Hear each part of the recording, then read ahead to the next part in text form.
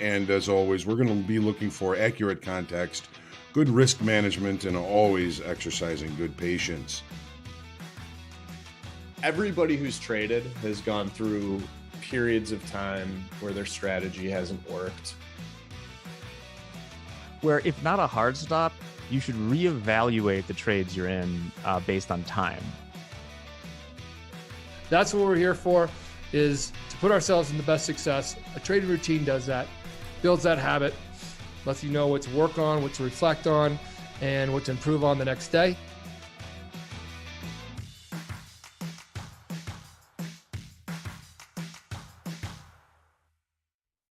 Hello, traders. Welcome to Limited Podcast. I am Dan Hodgman, sitting down with Jack Peltzer. Jack, how are you? I'm doing fine, Dan, as fine as one can on a day like this. With, well, it's the queen is no longer on this mortal coil. It's a somber moment.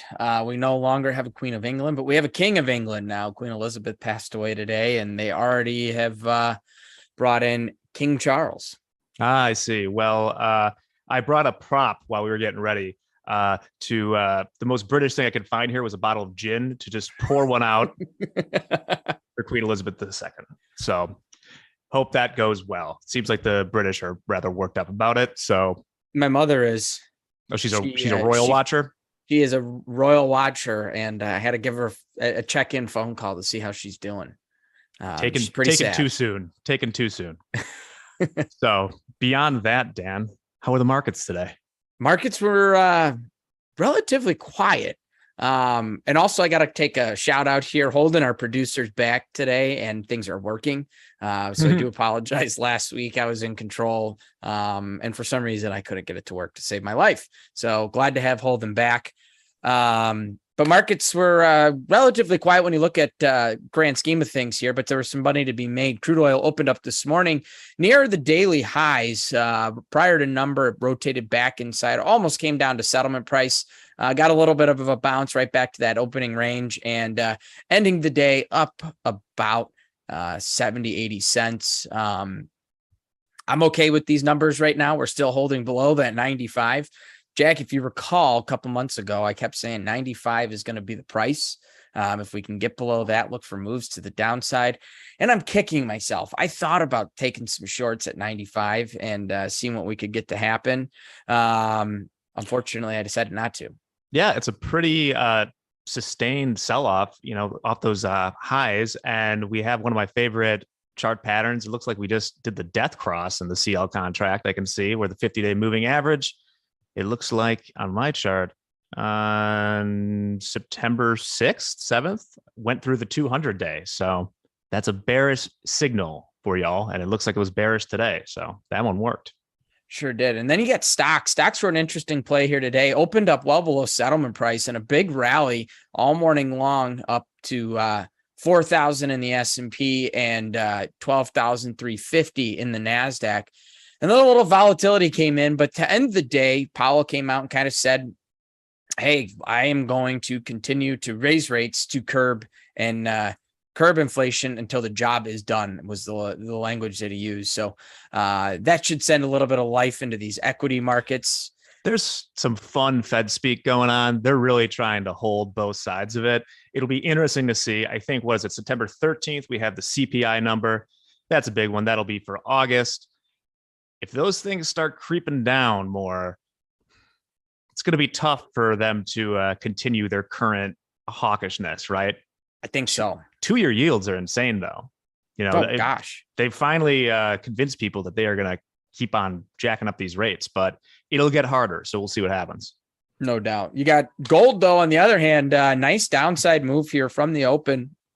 That market rotated all the way into yesterday's range value area and held. What I really like to see here today is we broke inside value. That market rallied just to the high side of value, and boom, that's what we want to look for when we're looking to take advantage of a directional move. We see it break inside value. We look for a little bit of strength in this case. That strength came to a key level, high side of value, and then you take that short, and then you had a really nice opportunity for a move. Remember, it's not about catching the entire move when you're day trading these markets, but looking for smart trades to take. If you see the market moving in a direction and accepting inside prior day value, those are huge areas to look at. Hogue talks about them all the time. You see that market accept inside that value. And if you look for that pullback and it comes to high side, what are you looking at? You're seeing a great opportunity for a cheap trade. When we talk about cheap trades, you're looking for that small amount of risk to then continue with the direction, and really got a good chance here in that market. Yeah, I don't really take too much of a opinion on the gold stuff. I don't trade it. It's interesting. I was just looking at the chart while you were talking, though. I presume that gold has in general been getting hammered because of the strength of the dollar. You're kind of doing a gold trade and a dollar trade when you trade the gold. What do big gold believers think right now? It's pretty interesting to me that we've had the worst inflation in 40 years and gold was hopefully I didn't pop the microphone, but it was. It really was. I mean, it's falling flat here. Yeah. So it exploded, and the Russian invasion exploded up to as high as 2060. And as the inflation's continued, now it's trading at 17, 18. That's no bueno for the gold. No, it's but hey, I still wouldn't mind having a couple ounces of it in my pocket. Yeah, if you're gonna give it to me, sure. Right. You get some ingots for me. Right. Well, and here's what I'd love to talk about too, right? We just talked about gold accepting inside prior day value. Mm-hmm. Euro broke down to value and value rejected. There's a sign, hey, I should not be looking for the short. We can't accept inside that value. That market could not get inside that value. That's when you're okay. Here's an opportunity to, I don't like saying pick a bottom. If you're day trading, you're looking for levels where you can buy inside of a range. And that really is what you got. That market came right down to value high from yesterday. It bounced right off of it and rotated back higher here today, and worked itself back above settlement price. So good opportunity there. And then, like Jack said, yields are up. What does that mean for the notes? Notes are going to be down. So invert the correlations there, right? If yields are higher, look for notes to be down or bonds to be down. And that's what we got here today. Yields up, notes are down. Yes, indeedy. Quite a bit. What do we got? The 10-year is back at, oh my goodness, I don't have my actual yield. Okay, there we go. Yeah, 3.3. I think the high earlier in the year was 3.5 or something like that. That's the most important one. The most liquid market in the world. It's fun seeing them over 3% because this brings it back to like when I was trading yields. I was trading the yield spread between the 10 and 30 was kind of my bread and butter. And it was so weird for a long time seeing them below 3%. Now they're back up above 3%. It brings me back to the days of trading them. Oh, it's definitely fun. Where it's not fun is I'm buying a house right now and seeing those 10-year notes above 3%. Not as nice then. I could affirm that. You're about a year short or a year late on getting that mortgage payment. Well, we'll figure it out. I need more room, Dan. I know how that is. Yeah, I don't think I ever have enough room, especially once you have it, you fill it. And I just downsized a little bit, and now I have like just a storage unit full of stuff. Yeah, well, good luck with that. So fortunately, it's just me and a dog. Oh, that's nice. So yeah, I think it'd be a good time. Is there anything else you want to say about the market today before we head into the main thing I wanted to discuss with you? No, I am excited about this topic. Oh, this is fun. So we talk a lot about good trades, but I think you learn a lot more from your bad trades. So today, Dan and I were going to have a little back and forth about some of the worst trades we've ever made, why we did them, and what we've hopefully learned from doing them. So do you want me to prime the pump, Dan, or do you want to get us started with something? Let's prime this pump for you, Jack. Let's see what you got. Okay. I think that probably my worst trade, and this went on for a long time, was back, this will not be surprising, towards the end of my professional trading career. We talked before about how in your trading career, Dan, you were always trading in a group where you guys were sharing P&L. That wasn't the case for me until my company was acquired. And so the very last year, I was trading with 3 other people sharing the same account, and they were expecting bigger size, bigger numbers, everything else. All right. The trades that we were most in were kind of thinning out. So I was looking for new things to do and so here's the mindset I was in. I was scrambling, shall we say. And when you scramble, and this is I I think you'd agree this might be the worst part about being a professional trader, is that unless you're going to leave, not making money isn't an option. So you end up having to take risks that you would never do if you gave me $10,000, Dan, and said, trade it. Don't worry about it. It's yours. I would trade completely differently than if you're saying, okay, you have to make this much a month or a year. And if you don't, start looking for that Cobra insurance. Right. And yeah, so I managed to do both. But what happened was, instead of trading, we used to be hedged two ways. We were trading spreads, which hedges your outright risk theoretically. We were also doing butterfly trades. So the idea was to hedge your curve risk, which I don't know if the people listening out there are familiar with it, but when you're trading the yield curve products, you can hedge with different parts of the curve, but they move differently. You've maybe heard of the curve steepening or inverting if there's a recession. So I went ahead and started trading curve. And my real weapon of choice, or I guess like poison of choice, was trading the 5s, 30s in the cash bonds, which is a pretty huge piece of curve, right? If you're going from the 5-year bonds all the way out to the 30s, it's a huge move. And kind of said, well, how I'm going to do this is just, I think this is going to flatten. And that is where I staked my final stand. So I basically went through, 6 or 7 years of trading pretty well at times, and then throwing all that out in the pursuit of not YOLOing. I was still, following risk management things, but trading just big hunks of curve to try and just juice extra cash out of things, really. And long story short, it didn't really work. And the reason wasn't so much, it wasn't like I got completely destroyed by macro events. It's not like I put this on in front of the biggest yield curve steepening event ever. But over the course of a couple months, really, when you're doing these like curve trades and stuff, I was just getting eaten up because I didn't know how to trade curve. I could never hold it long enough as far as the winners. And with my risk parameters, it wasn't like I could just hold it and forget it, because A, that's not what they pay you to do as a trader. And B, the swings would just be too much as far as your, daily loss limits. You'd have to renegotiate them. But it didn't work out. All right. And as I look back at what I learned at that is, A, you got to kind of, ride the horse that got you there and make strategies about that. And B, you can't risk everything on new strategies that are, maybe they work sometimes, but they're more or less untested, right? I mean, there's people who professionally trade curve for years and years and years, right?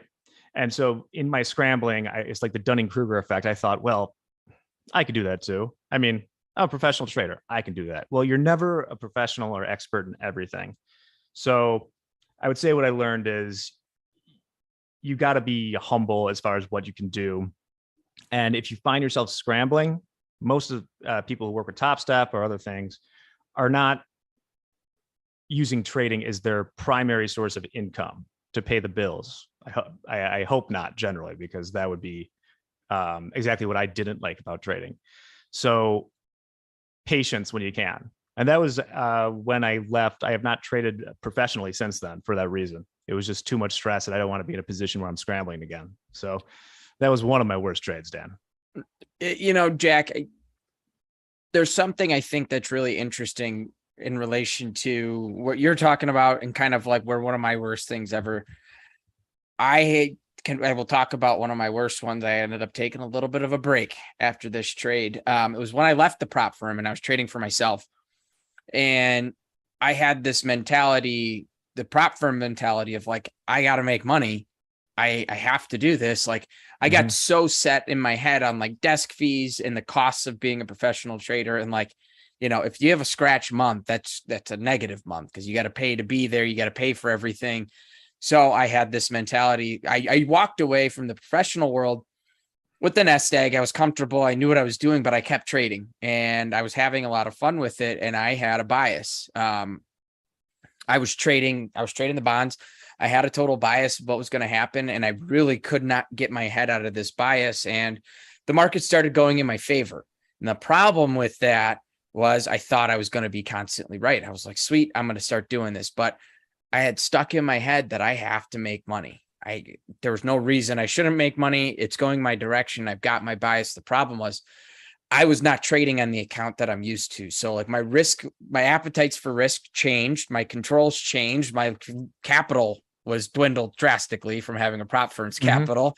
Yeah. And so my whole structure of trading really had to change, but I was still in this mentality of the prop firm world where I had a lot of risk. And so I was getting into trades and I had not really ever focused on like my entries short term, and I'm trading weeklies at the time. I'm used to trading, monthlies.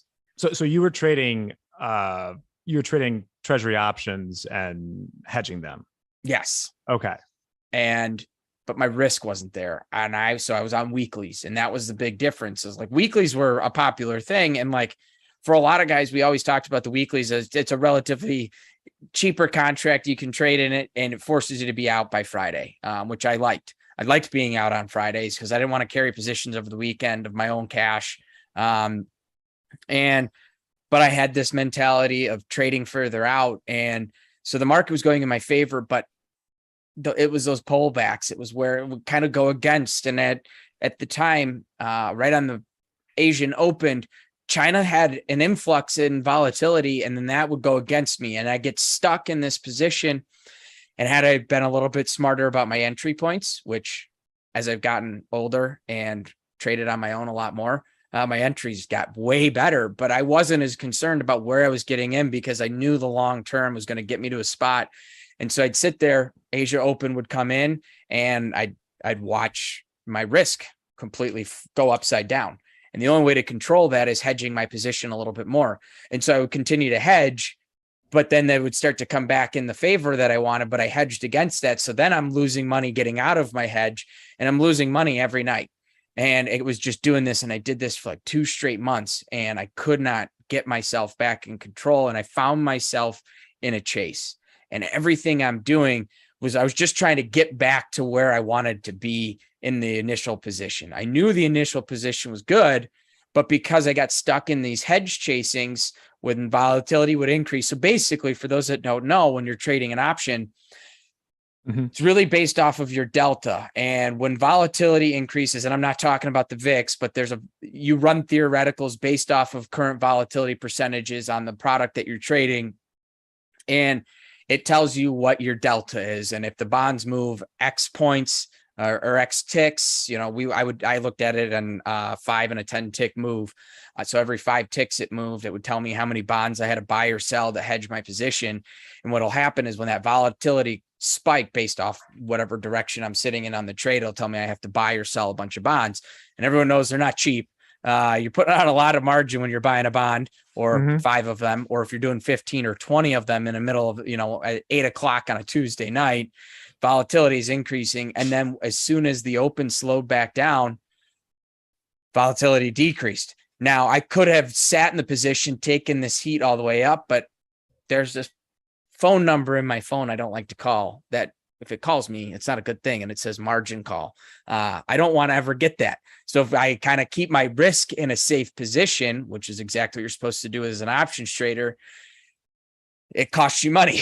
And so it would go in my favor, and then it would come back, or go against, and then it would come back in my favor. And so every night I'm losing 20, 30, 40 ticks in the bonds in a matter of an hour. And then my position gets screwed up because now I've adjusted my average price because I'm picking up some options with these moves.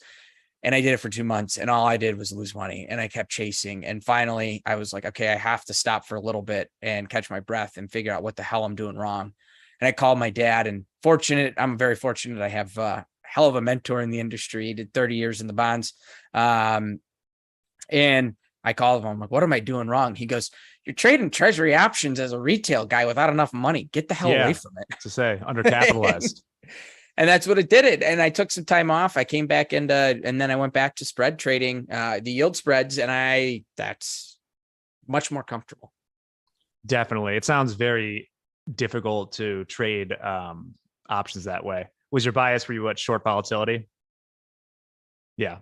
That's what everyone does until it doesn't work. Okay, that's when the works great until it doesn't. Until it doesn't. And I had a great, that's the toughest part about this trade or this series of trades that I'm doing. It's like I had everything right. I just didn't have the cash and the appetite for risk. And I think there's a lot of traders out there.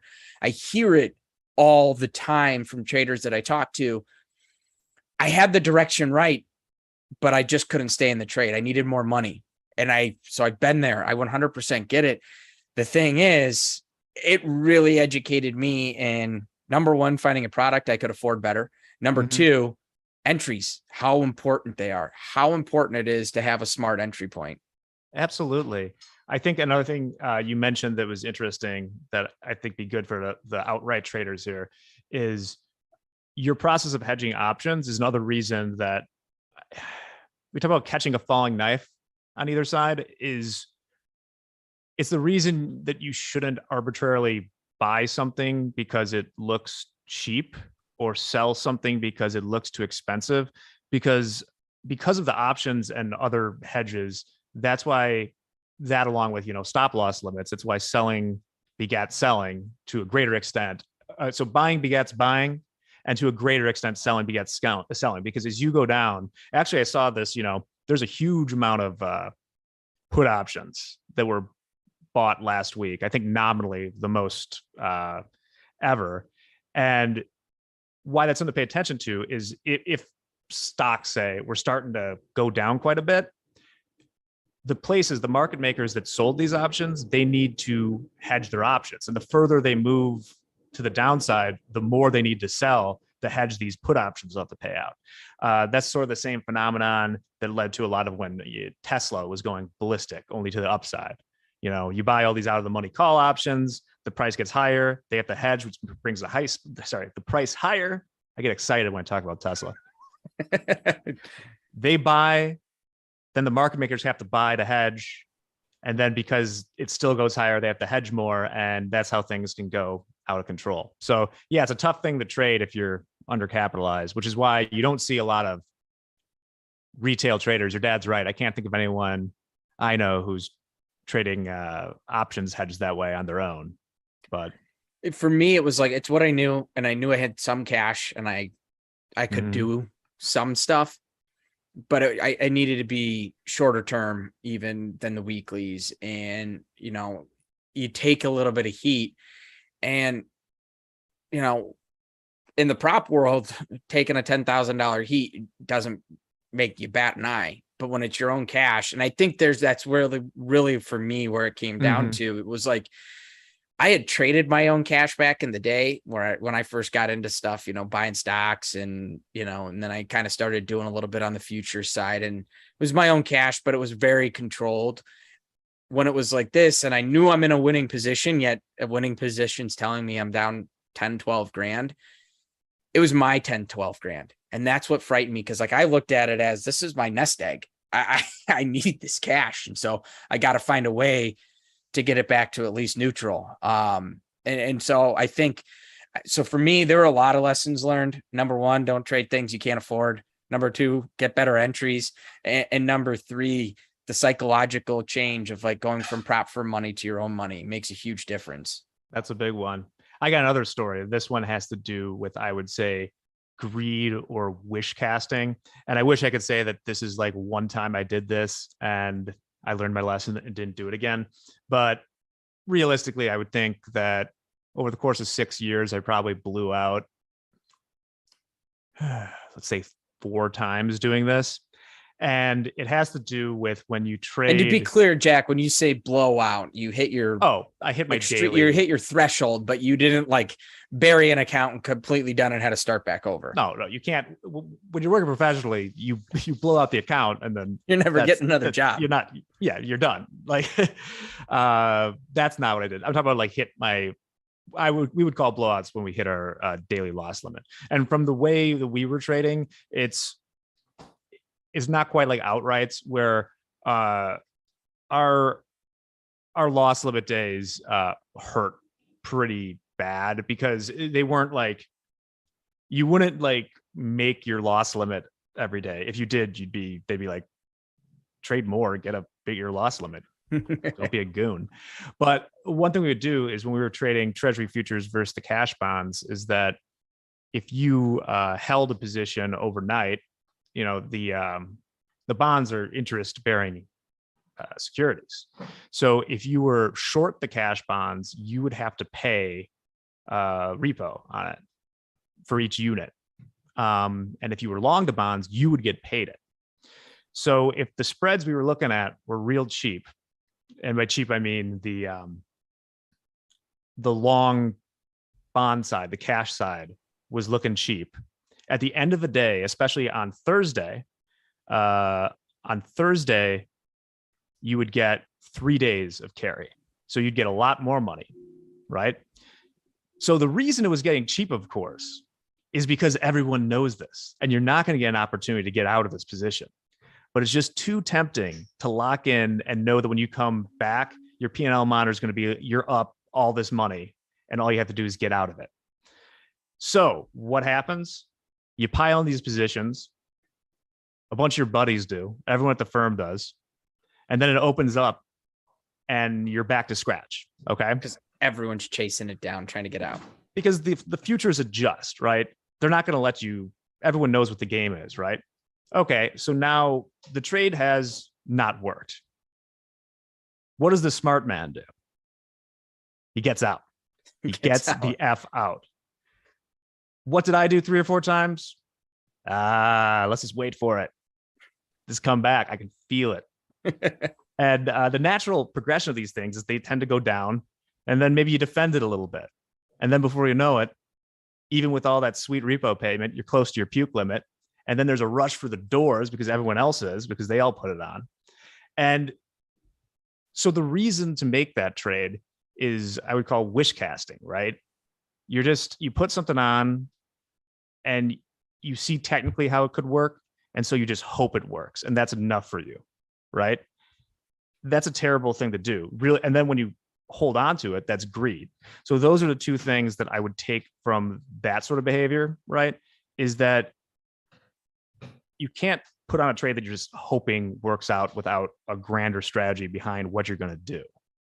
So, well, and I think that's like, it's a common thing, right? Especially when you're with the firm, you find like these little nuances that, hey, they're paying out like good chunks of cash. If I run it a couple of times, you know, it works, it starts to work. But then it goes like going to arb the pit, right? Back in the day when screens were starting to come out, but you could still trade to the pit, and you had a little bit more of a real-time price on your screen when someone would come into the pit and say I'm selling 100 at, and then you get the bid and offer on it. And then people were like, okay, I'll pay this, I'll pay that. And you can go, oh, I can buy it here and I can sell it a tick higher on the screens. And it's called arbing the pit. It worked until it didn't. Same thing here, Jack. And it works until it doesn't. Everyone chases it. And how many people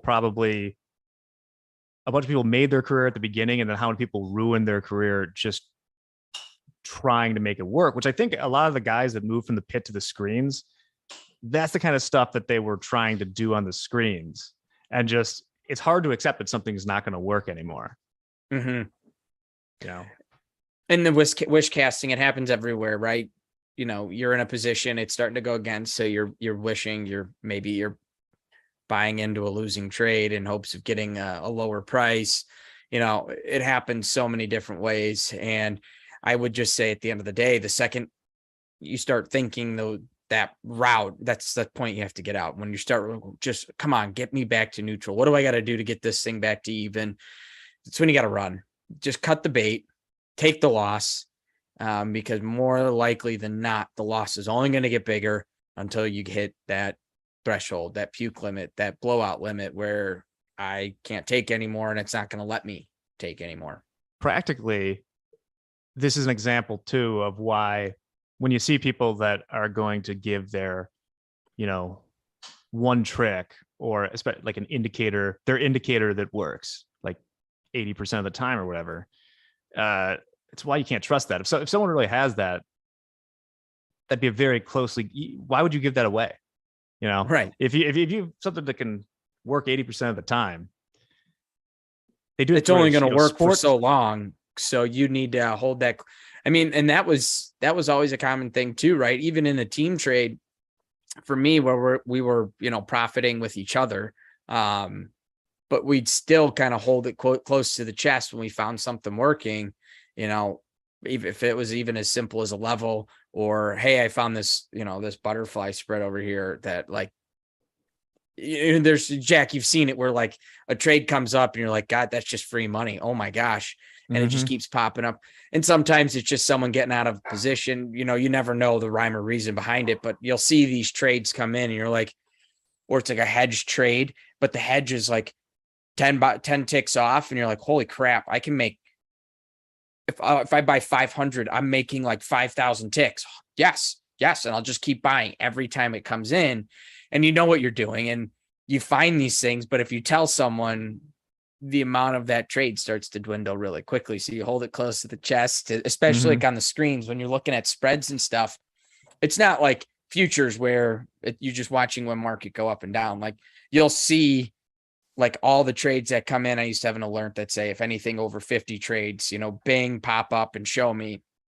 And you'd see something come in and then you're like, oh, it's this butterfly spread 1, 2, whatever the spread was. And you go, okay, I'm going to take a look at this. And you look, wow, that's free money. Yeah. Sometimes even if you're not the one doing it, you see it on the screens. And then like several years later, you hear about someone at another firm going to jail for it. I don't know if you would remember this, but I remember at one point, I don't know if anyone went to jail for this thing, but there was like before unemployment in the outright bonds in the futures, there was someone who was just like just plowing one direction through a super thin market. I think that what they were doing is, so the market thins out and using minimal size to push it way one direction and then like either fool people's stop losses or just trigger something with the algos. And then it worked every time for a long time. And then one time it didn't. We were just trying to be like, oh my goodness, they must have just gotten laid waste to on there. So there's there were some fun times. Yeah, good stuff to watch. So yeah, that's probably where we leave it for now, but happy to talk more. Like maybe we could do I think we've done some good trades before, but we could do more of what we've learned along the way, because I like having the conversation. And I think it's important too, right? Like number one, Jack and I, we've preached for years on, this platform about like smart risk management and doing good things. We've also done a lot of stupid things as well. Like, and I think that's important to be clear with. Like, I've done a lot of dumb stuff when it comes to trading. I mean, I've broken my own rules. I have made trades I shouldn't have made. I've made money when I shouldn't have made money. I've lost money when I 100% deserve to lose money. I've done a lot of dumb stuff. And because of that, it helps me understand. And it really just comes down to learning from your own mistakes. Like I get it. I got to touch the stove sometimes too, to make sure it actually is hot, even though someone told me. We all have to go through it, and hopefully, hearing about some of those stupid things we've done, maybe that'll help you the next time you're in a position where you're doing something stupid and you should just be like, you know what? I've done enough stupid today. I'm going to get out of this instead of being more stupid with it. I think those are some choice words that ended on, Dan. But before we go, we'd be remiss not to mention that we removed a couple rules from step 2 of the trading combine this past weekend, correct? We sure did. Yeah. No more weekly loss limit in step 2. And you can trade through economic releases. But before you do, check out Coach's Playbook this week, where we talk about just because you can do something doesn't mean you necessarily should. And hopefully this conversation about our stupid ass trades will let you know that maybe it's not the best to trade through numbers, but you're Probably big boys and girls. You can make the own decisions. So yeah, that's all we got. We won't be here next Thursday, just as an FYI. So 2 more weeks until the podcast is back. Oh yeah. Yeah. Thursday we are booked doing a little I don't know what you'd call it, meeting. Oh, that's what we're at a day-long meeting. Great. We're in a day-long meeting. We're actually going to be face-to-face. Yeah. Well, I'll see you there, Dan. Everyone else, I'll see you in 2 weeks or on Coach's Playbook next week, I guess. But in any case, have a nice rest of the week. We'll see you later. Namaste and trade well.